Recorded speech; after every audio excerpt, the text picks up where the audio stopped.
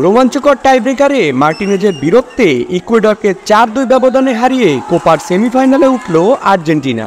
খেলার প্রথমার্ধে ১-০ গোলের ব্যবধানে লিড নেয় আর্জেন্টিনা। সবার চোখে পানি এসে যদিও খারাপ লাগছিল, তবু ভরসা ছিল যে মার্টিনেজ কিছু একটা করবে। সবার চোখে পানি এসে পড়ছিল ভাই, যখন মেসি মিস করছে 2016 কোপা আমেরিকা যখন মিস করছিল তখন আমরা হাইরা গেছি। তো ওই একটা সংখ্যা ছিল যে এবারও কি মার্টিনেজের উপর পুরো বাট ডিবো মার্টিনেজ ভাই অসাম। তবে দ্বিতীয়ার্ধের শুরুতেই দৃশ্যপট দখলে নেয় তরুণ দল নিয়ে কোপা আমেরিকায় খেলা ইকুয়েডর। আলবিলেস্তেদের হয়ে মেসি প্রথম পেনাল্টি মিস করলেও মেসির ভুল সামলে নেন গোলবারে দাঁড়ানো বাসপাগি খ্যাত এমিলিয়ানো মার্টিনেজ। বিশ্ব চ্যাম্পিয়ন, আমরা জানি সে ভালো কামব্যাক করবে।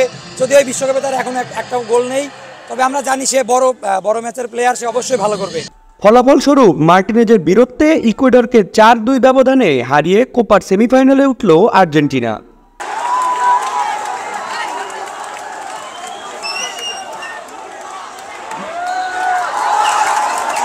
বাংলাদেশি আর্জেন্টাইন ভক্তদের এই উল্লাস এবং উন্মাদনা যেন ফুটবলের প্রতি বাঙালিদের ভালোবাসার সুস্পষ্ট বহিঃপ্রকাশ।